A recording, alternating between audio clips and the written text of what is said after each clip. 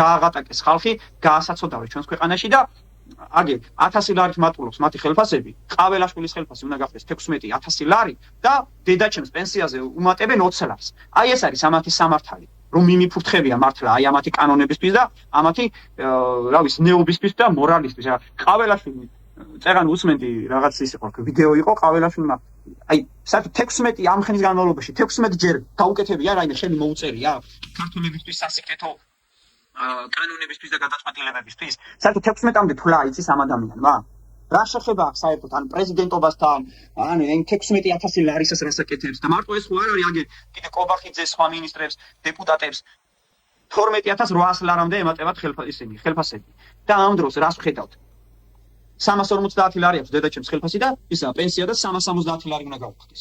და ესე მათხოვრულად უყურებენ იმ საზოგადოებას, რომელიც ერთი შეხედვით კი არა და კანონის დონეზე ყველანაირად ხელისუფლებების წყარო არიან. და გამათხოვრებულია ხალხი და 80 წლის ხალხი ბაზრებში სხედან და სემიჩკას ყიდიან და რაღაცა ბატილუც ყიდიან. და ეს არის მთელი ამ ქვეყნის ეკონომიკაც, ღირსებაც, მორალიც და მოხუცების მიმართ დამოკიდებულებაც როგორ ექცევიან მათ.